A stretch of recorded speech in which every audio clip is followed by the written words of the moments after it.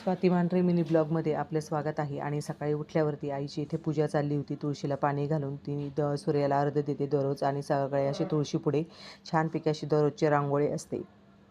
तर घरातील पूजा देखील तिने करून घेतली आणि सकाळ सकाळ छानपैकी असं प्रसन्न वातावरण झालेलं होतं आणि आरती करून घेतली. आणि आज तिने सकाळी छानपैकी असा स्वयंपाकाचा बेत बनवला होता.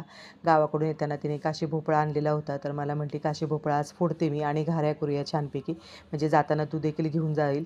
म्हणजे त्यामुळे तिने फोडला नव्हता इतके दिवस, कारण का एकदा फोडला ना की मग तो खराब देखील होतो आणि एकदाच केला की एवढा संपत देखील नाही. मग म्हटली भावाला नाही का तुला आणि इथे घरामध्ये आज छानपैकी अशा घाऱ्या करूया, मस्तपैकी बटाट्याची भाजी करूया लाल तिखटातली आणि गवारीची भाजी सुक्की करूया. तर इथे गवारीची भाजी केली आणि इथे छानपैकी असा लाल तिखटातला बटाटा केला होता.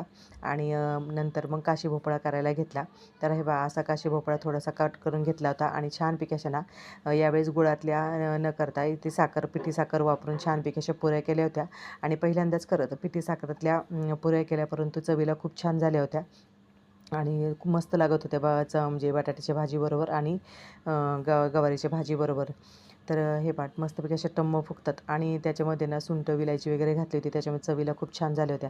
नंतर सगळ्यांनी जेवण केलं आणि मस्त टम्म फुगलेल्या पुऱ्यांना चवीला देखील खूप छान लागत होत्या.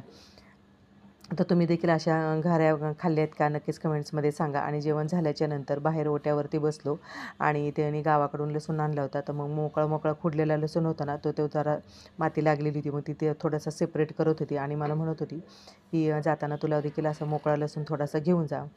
तर मग ती थोडासा निवडून काढत होती. तर चला भेटूया अशीच एका नवीन व्हिडिओमध्ये. तोपर्यंत बाय बाय.